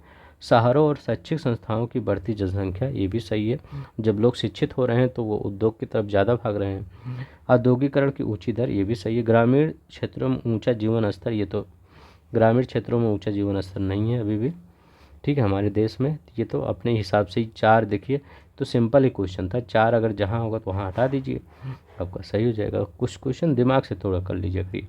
1944 में गांधीवादी योजना का प्रतिपादित किसने किया था। 1944 में गांधीवादी श्रीमन नारायण अग्रवाल ने किया था, ठीक है। पाइराहिलियोमीटर का प्रयोग निम्न में से किसे नापने में किया जाता है। पाइराहिलियोमीटर का उपयोग किसके लिए किया जाता है, तो ये सौर रेडिएशन के लिए, ठीक है, सौर रेडिएशन के लिए किया जाता है। अर्धचालक कौन सा है, पूछ रहे हैं अर्धचालक कौन सा है, तो जर्मेनियम और सिलिकॉन जो होता है अर्धचालक होता है, ठीक है। चिप उप जो बनाया जाता है इसी से बनाया जाता है। मानव शरीर का सामान्य तापक्रम 98.4 फ़ारेनहाइट इसके बराबर डिग्री सेल्सियस में तापक्रम होता है, तो वो कितना होता है 36.89, ठीक है। 98 मतलब कहते नहीं 36 67 मतलब 37 हम सब गिनते नहीं है कि 37 नॉर्मल टेम्परेचर होता है, तो 37 डिग्री शरीर का। एक गिलास पानी में कितनी कैलोरी है, तो 0 कैलोरी की ऊर्जा होती है, 0 कैलोरी मिलती है एक गिलास पानी में। आकाश का नीला रंग किसके कारण होता है, तो आकाश का नीला रंग कह रहे हैं ये किसके कारण होता है, तो स्कैटरिंग होता है, क्योंकि जो और कलर होता है जैसे लाल कलर होता है, ये मतलब जो आपका उसका तरंग दैर्ध्य ज़्यादा होता है, और बैगनी नीले का तरंग दैर्ध्य क्या होता है, वेवलेंथ क्या होता है, कम होता है। तो वो उसका प्रकीर्णन जिसका वेवलेंथ कम होगा उसका प्रकीर्णन स्कैटरिंग ज़्यादा होगा। जब स्कैटरिंग ज़्यादा हो, स्कैटरिंग मतलब फैलाव, ठीक है। जब मान लीजिए क्या है, रेड लाइट जब ऐसे गया, अभी मैं इसको आपको समझा देता हूँ। रेड लाइट है, यहाँ हमेशा रेड लाइट, जैसे कोई आदमी यहाँ रेड लाइट ही देखता है क्योंकि इसका स्कैटरिंग कम हो पा रहा है, लेकिन अगर यहीं पर बैगनी और नीला कर देते हैं तो इसका स्कैटरिंग ज़्यादा होगा, तो ये क्या ऐसे फैल जाएगा, तो इसको दिखेगा ही नहीं, तो यहाँ पर लाइट वाइट है क्या क्या कुछ दिख रहा है, तो इसीलिए आकाश नीला दिखाई देता है। उसका वेवलेंथ कम होता है इसीलिए स्कैटरिंग ज़्यादा होता है और वो आकाश नीला दिखाई देता है, ठीक है। बॉक्साइट अयस्क है, एल्युमिनियम का अयस्क है। प्लीज़ जो लोग नए होंगे प्लीज़ सब्सक्राइब कर देंगे, लाइक कर देंगे, आप कमेंट ज़रूर कर दिया करिए कैसा पढ़ा रहा हूँ, अच्छा है ख़राब है, आप मतलब लगे तो कि। रोगियों के दांत देखने में दंत चिकित्सकों द्वारा प्रयुक्त दर्पण होता है, तो बताइए दंत चिकित्सकों द्वारा प्रयुक्त दर्पण क्या होता है, तो हमेशा जो दंत चिकित्सक द्वारा प्रयुक्त दर्पण कॉनकेव मिरर होता है। कौन सा, कॉनकेव मिरर होता है, मतलब एक छोटे सी चीज़ को थोड़ा बड़ा देखने के लिए क्या होता है, कॉनकेव। अब जैसे पीछे अगर गाड़ी आपकी खड़ी है, ऐसे मान लीजिए गाड़ी खड़ी है तो यहाँ पीछे एक पीछे देखना हुआ, तो वो कॉन्वेक्स लेंस का यूज होता है, क्योंकि बहुत बड़ी बड़ी चीज़ें उसको छोटे में करके देखना है तो वहाँ कॉन्वेक्स होगा। जब छोटी चीज़ को बड़ी में देखना है तो वो कॉन्वेक्स, तो ये क्या हो, कॉनकेव। दांत हमेशा कॉनकेव यूज होता है। निकट दृष्टि दोष मायोपिया वाला व्यक्ति देख सकता है, तो मायोपिया वाला जैसे जब निकट कहे तो निकट मतलब क्या है, एकदम सही है, ठीक है, नहीं सही मतलब निकट वाले में निकट में कोई दिक्कत नहीं है, नज़दीक वस्तु स्पष्ट रूप से देख सकता है। अगर निकट रहे तो मतलब कोई प्रॉब्लम नहीं, अगर यहाँ लिखा रहे दूर दृष्टि दोष तो मतलब दूर में कोई प्रॉब्लम नहीं, यही याद रख लीजिए बस। मैं अगर कहूँ निकट दृष्टि दोष, आप कहेंगे निकट में कोई प्रॉब्लम नहीं, तो प्रॉब्लम किस में है, तो दूर दृष्टि में प्रॉब्लम है, दूर की वस्तु नहीं देख पाएगा। अगर मैं कहूँ दूर दृष्टि दोष मतलब आप कहेंगे दूर में कोई प्रॉब्लम नहीं, मतलब निकट की वस्तु नहीं देख सकता है, ठीक है। तो ऐसे याद कर लीजिए, ठीक है। चल पहला वाला इसका सही हो जाएगा। सिगरेट के धुएं का मुख्य प्रदूषक कौन सा होता है, तो सिगरेट निकोटीन कहीं लिखा गया है, ये देखिए निकोटीन लिखा गया है बस। अब देखिए कहाँ पर आर्सेनिक द्वारा जल प्रदूषण सर्वाधिक है? तो किस मतलब स्थान पर आर्सेनिक द्वारा जल का प्रदूषण सबसे ज़्यादा है? पश्चिम बंगाल में, वेस्ट बंगाल में। ये क्वेश्चन भर भर के बार बार पूछा जाता है कि आर्सेनिक द्वारा जल का प्रदूषण सबसे ज़्यादा कहाँ होता है? तो ये वेस्ट बंगाल में। कांसा मिश्रित धातु होता है? तो बताइए, कांसा एक मिश्रित धातु होता है। तो ये किसका? तांबा और टिन का। जिनको वीडियो लंबा लगेगा वो थोड़ा स्पीड बढ़ा लेंगे, आपका 50 मिनट के अंदर ही हो जाएगा, ठीक है। तांबा और टिन का। देखिए 126 क्वेश्चन है, तब भी मैं इतना जल्दी करता हूँ, ठीक है। तो एक मतलब कॉपर एंड टिन का, ठीक है। सॉरी अगर आपको ज़्यादा लंबा वीडियो लगा। निम्नलिखित किस देश ने गैसोलीन में इथेनॉल मिश्रित करना कानूनन अनिवार्य कर दिया है? मतलब उस समय का करंट का क्वेश्चन रहा होगा, ये ब्राज़ील ने, ठीक है। किसने मतलब इथेनॉल मिश्रित करना अनिवार्य? ब्राज़ील ने। कौन सा तना है? बताइए तना कौन सा है? इंपॉर्टेंट क्वेश्चन है। तो अदरक एक तना है। जड़ कौन सी होती है? जो एकदम सीधे जाती है, जैसे मूली एकदम सीधे जाती है, गाजर एकदम सीधे जाती है, ठीक है। तो ये सब तना होते हैं, वो जड़ होते हैं। जो सीधे नहीं जाते, इधर उधर जाते हैं, वो जैसे अदरक हो गया, हल्दी हो गया, ये सब क्या होता है? ये तना होते हैं, ठीक है। यहाँ पर देखिए, कुनैन सिनकोना पादप के किस भाग में प्राकृतिक रूप से पाई जाती है?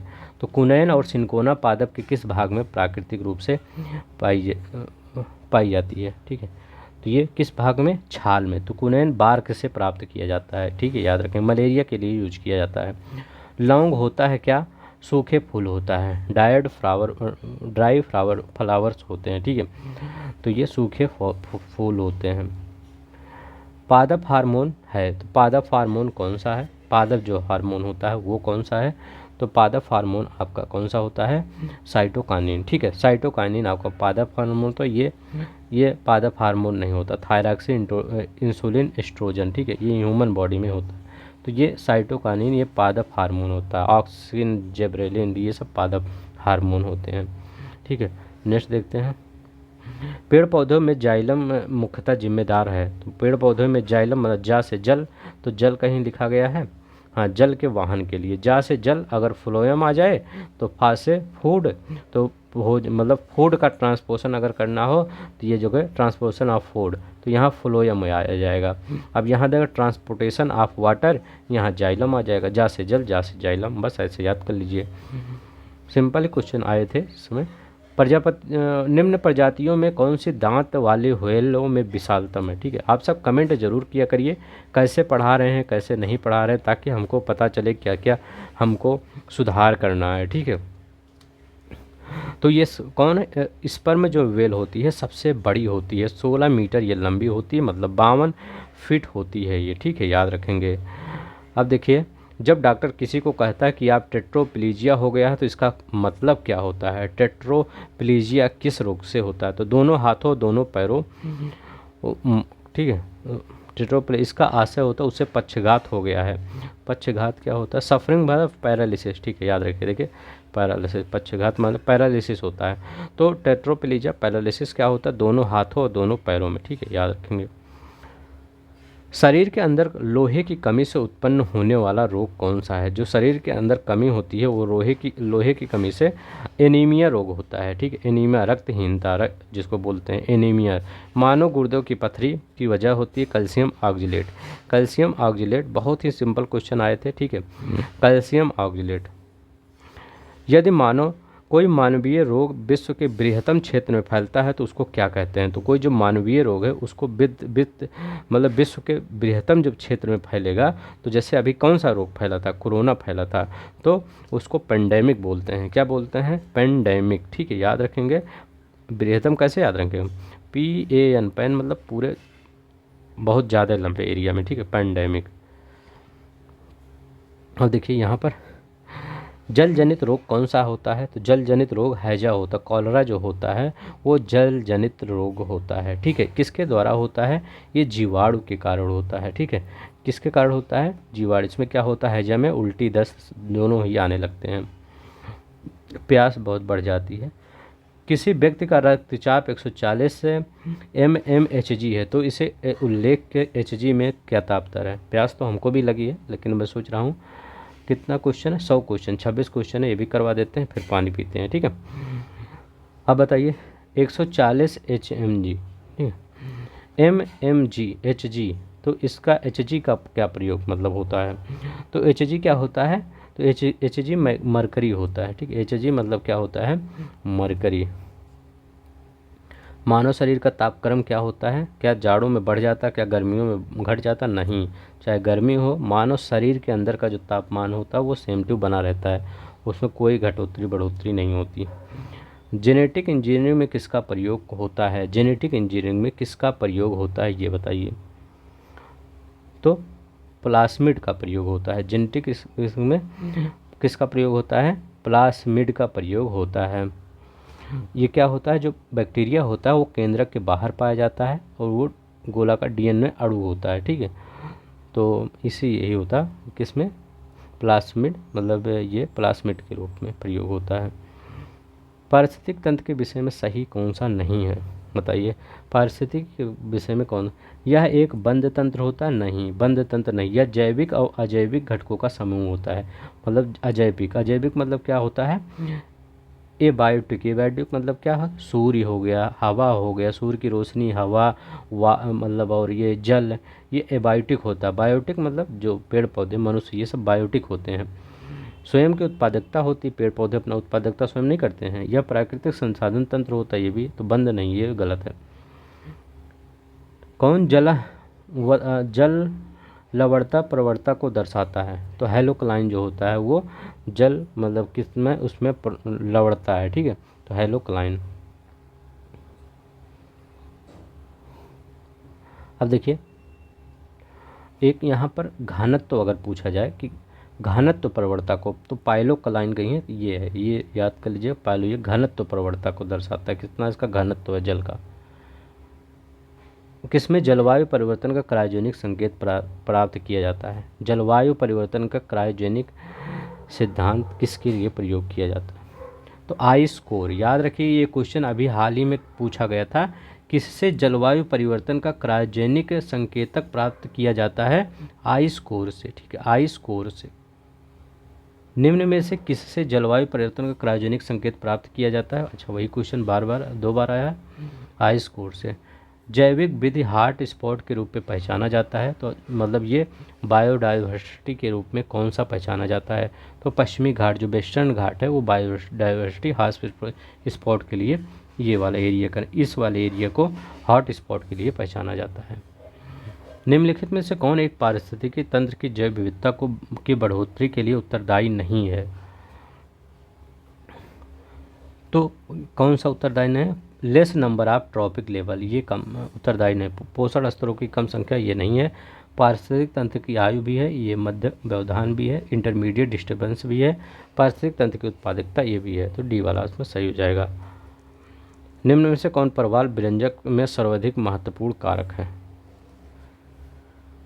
तो ये ग्लोबल वार्मिंग, ग्लोबल वार्मिंग से सबसे ज़्यादा प्रवाल का डिग्रेडेशन हो रहा है, ठीक है। याद रखेंगे, प्रवाल का डिग्रेडेशन किससे हो रहा है? सबसे ज़्यादा ग्लोबल वार्मिंग से, ठीक है। गर्म जल हो रहा है, प्रवाल अपने थैली को छोड़कर निकल जा रहे हैं।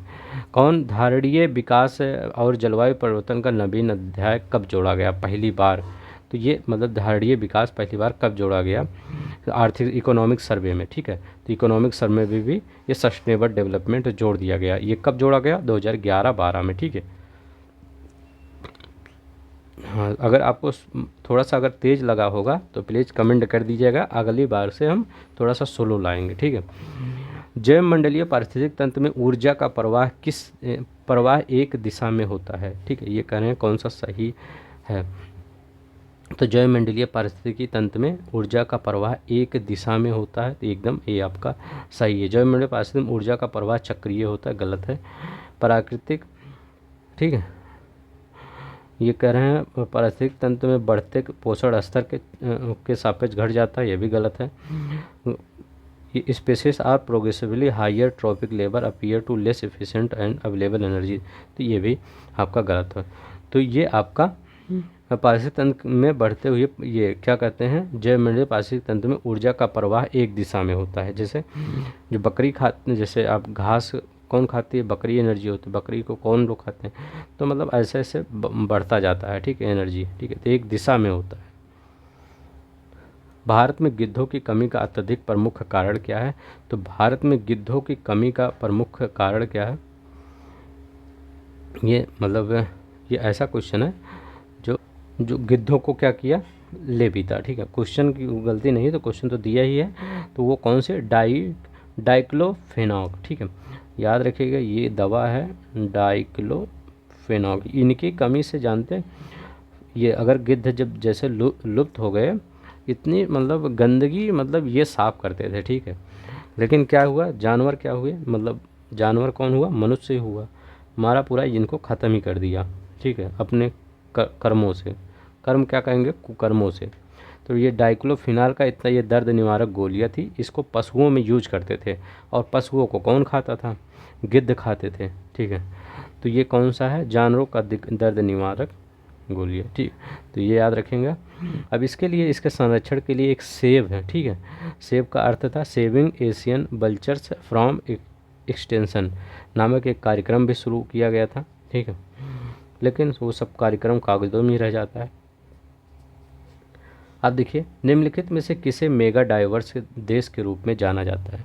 मेगा डाइवर्स देश ऑस्ट्रेलिया। ठीक है, किसको जाना जाता है, मतलब यहाँ पर क्या है, विविधता बहुत ज़्यादा पाई जाती है, यहाँ पर घने जंगल भी हैं के रूप में जाना जाता है। ठीक है, हाँ ऑस्ट्रेलिया, तो यहाँ पर घने जंगल भी मिल जाएंगे आपको, यहाँ पर मरुस्थल भी, और यहाँ पर मतलब काफ़ी चीज़ें जो हैं यहाँ पर मिल जाती हैं। ठीक है, जो विविधता भी मिल जाएगी। तो ऐसे देश कौन है जो ये ट्रॉपिक ऑफ मतलब इक्वेटर के पास होते हैं, वही देश लगभग इसमें ऑस्ट्रेलिया, ब्राज़ील, चीन, कोलंबिया, ये इक्वाडोर, ये सब जो आते हैं, ये सब मेगा डाइवर्स देश में आ जाते हैं। ठीक है, तो ये ऑस्ट्रेलिया यहाँ पर सही है।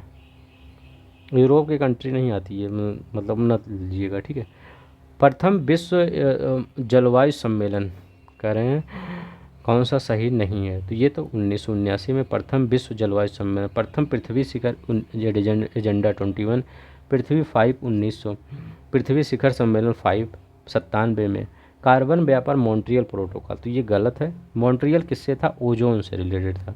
ठीक है, ओजोन से रिलेटेड था। 16 सितंबर 1987 में एक मॉन्ट्रियल में एक समझौता किया गया ओजोन के क्षरण से रिलेटेड। क्या 1983 नहीं, 1987। ठीक है, याद रखेंगे 1987। मॉन्ट्रियल प्रोटोकॉल ओजोन से संबंधित है। 1987 16 सितंबर 1987 में इस पर समझौता किया गया था। ठीक है, अब देखिए, निम्नलिखित में से किस देश में कुल क्षेत्रफल का 30% से अधिक क्षेत्र राष्ट्रीय पार्क के अंतर्गत आता है? तो बताइए किस, तो यह यहाँ पर भूटान, तो भूटान में 30% से अधिक राष्ट्रीय पार्क के अंतर्गत आते हैं। अब देखिए, ये बहुत ही इंपॉर्टेंट क्वेश्चन है, करिएगा। ठीक है, कह रहे हैं स्वर्णिम त्रिकोण किसको बोला जाता है? स्वर्णिम त्रिकोण कहाँ पर बोला जाता है? तो दक्षिण पूर्व में जो दक्षिण पूर्व एशिया अफीम उत्पादक जो क्षेत्र होते हैं, वो स्वर्णिम त्रिकोण के रूप में बोले जाते हैं। बरमूडा त्रिकोण किसको? तो उत्तरी अटलांटिक महासागर में। ठीक है, बरमू यहीं पर है। ठीक है, अब क्या कहा जा रहा है कि रेड बेसिन, तो रेड बेसिन चाइना में। सुदूर पूर्व का चावल का कटोरा, तो सुदूर पूर्व का चावल का कटोरा म्यांमार को बोला जाता है। ठीक है, किसको? म्यांमार को, तो ये याद रखेंगे। ठीक है, बहुत ही इम्पोर्टेंट है, एक हो सकता है कोई पूछ ले। ठीक है, निम्नलिखित देशों में से किसके नाम का मतलब लगभग 40 कबीलाओं का देश होता है? तो कौन सा ऐसा देश है, वो कौन सा देश है? किर्गिस्तान है। ठीक है, इसका मतलब 40 कबीलाओं का देश होता है। इसकी राजधानी क्या है? बिश्केक। ठीक है, बिश्केक इसकी राजधानी होती है। नेक्स्ट देखते हैं, टोडा, लेप्चा, बीरहोर और गारो, तो ये सब कहाँ पाई जाती हैं जनजातियाँ? टोडा कहाँ पाई जाती हैं, तो आपको पता होगा, ये तमिलनाडु में पाई जाती हैं। लेप्चा कहाँ? तो सिक्किम में पाई जाती हैं लेप्चा। बीरहोर कहाँ पर पाई जाती है? ये तो झारखंड में पाई जाती हैं। अभी पिछले वाले जो में आया था यही क्वेश्चन आया था। ठीक है, जो रद्द हो गया था पेपर 2015 का। गारो कहाँ पर? तो ये मेघालय में। ठीक है, आप सब बेल आइकन दबा लिया करिए, क्योंकि कोई मतलब थोड़ा सा फिक्स टाइमिंग नहीं बन पा रहा है कि कब ला दें वीडियो। ठीक है, तो इसलिए अगर बेल आइकन दबा लेंगे तो नोटिफिकेशन मिल जाएगा, कभी भी वीडियो डालूंगा तो आ जाएगा। कौन सा ध्वस्त नगर घोस्ट टाउन नहीं है? बताइए, ध्वस्त नगर घोस्ट टाउन नहीं है। तो क्या एक कौन सा नहीं है बताइए? तो चरखारी, ठीक है, चरखारी ये घोष टाउन नहीं है। ये आपका जैसे कुलधारा, ये कहाँ का? राजस्थान का, ये घोष टाउन है। लखपत कहाँ का है? गुजरात का घोष टाउन है, ठीक है। धनुषकोडी तमिलनाडु का है, ये भी घोष टाउन है। चरखारी ये घोष टाउन नहीं है, ठीक है। तो चलते हैं नेक्स्ट देखते हैं। निम्नलिखित में कौन भारत में तेल की कीमतों का निर्धारण करता है? तो तेल की कीमतों का निर्धारण तेल कंपनियां, ठीक है, अंतर्राष्ट्रीय बाजार पर जो रहता है उसी के हिसाब से करती हैं, तो तेल कंपनियां, ठीक है। अणुशक्ति विद्युत निगम लिमिटेड एक संयुक्त उपक्रम है, भारतीय परमाणु ऊर्जा निगम है। तो बताइए ये क्या है? भारतीय परमाणु ऊर्जा निगम और एनटीपीसी, ठीक है। तो ये क्या है? अणुशक्ति विद्युत लिमिटेड, भारतीय परमाणु ऊर्जा संस्था और ये जो एनटीपीसी है एक संयुक्त उपक्रम है। संयुक्त मतलब भारत की ही एक है, प्राइवेट में इसमें कोई नहीं है, ठीक है। तो याद रखिएगा ये दोनों का संयुक्त उपक्रम कितना है? 51% किसका है? ये किसका है? परमाणु ऊर्जा, इसका 51% है, और ये इसका एनटीपीसी का 49% है। दोनों का एक वेंचर है, मतलब याद रखिएगा ज्वाइंट वेंचर है, ठीक है। ज्वाइंट वेंचर किसका है? अणुशक्ति विद्युत निगम लिमिटेड एक संयुक्त उपक्रम है, किसका किसका? भारतीय परमाणु ऊर्जा का, न्यूक्लियर पावर कॉरपोरेशन का और एनटीपीसी का। याद रखेंगे एनटीपीसी का और न्यूक्लियर पावर दोनों का, ठीक है, तो याद रखेंगे। कांडला निम्नलिखित से किसके लिए प्रसिद्ध है? तो कांडला किसके लिए प्रसिद्ध है? बहुत इंपॉर्टेंट क्वेश्चन है, बताइए। तो कांडला किसके लिए प्रसिद्ध है? निर्यात प्रसंस्करण क्षेत्र के, एक्सपोर्ट प्रोसेसिंग जोन के लिए प्रसिद्ध, एक्सपोर्ट प्रोसेसिंग जोन के लिए प्रसिद्ध है। नेक्स्ट देखते हैं। 19 नवंबर निम्न में से किस दिवस के रूप में मनाया जाता है? तो 19 नवंबर टॉयलेट डे के, विश्व शौचालय दिवस के रूप में मनाया जाता है। नालंदा परियोजना पिछली बार भी आया था क्वेश्चन, अल्पसंख्यक मामले से रिलेटेड यह परियोजना थी। अब देखिए ये क्या है, क्वेश्चन आपको बताना है। तो यहाँ पे कह रहा है WTO, तो ये किससे रिलेटेड है? तो ये किससे रिलेटेड है? ये है generally forfeit use of quantitative restriction in trade. WTO क्या है? ट्रेड से रिलेटेड है। IMF, तो ये भुगतान से संबंधित है। IMF क्या है? To provide financial correct equilibration in balance of payment. जैसे IMF लोन नहीं देता, जैसे पाकिस्तान को, नेपाल को या श्रीलंका को IMF लोन देता है ना, तो उसी को मतलब संतुलन बनाने के लिए किसी देश। सार्क क्या है? दक्षिण एशियाई देशों का एक संघ है। IDA sanction of soft loan, IDA, ठीक है। 2 अक्टूबर 2019 तक पूरा कर लेने का लक्ष्य किसका है? तो ये स्वच्छ भारत मिशन का जो पहला वाला फेज था, यही 2 अक्टूबर 2019 तक, जो 2014 में लॉन्च किया गया था, 2019 2 अक्टूबर तक पूरा करने का लक्ष्य था। इसके बाद दूसरा वाला 2024 तक पूरा करने का लक्ष्य रखा गया है। बस आज के लिए इतना ही। तब भी मैंने इतना जल्दी किया, तब भी आपका टाइम 1 घंटा 22 मिनट हो गया, ठीक है। तो अगर आपको पसंद आया होगा तो प्लीज़ लाइक शेयर सब्सक्राइब कर लिया करिए। 2023 तक मैं पूरा करवाने वाला हूँ, सिर्फ आप मेरे साथ बने रहिएगा, ठीक है। तो आज के लिए बस इतना ही। अपना ख्याल रखिएगा। जय हिंद, जय भारत।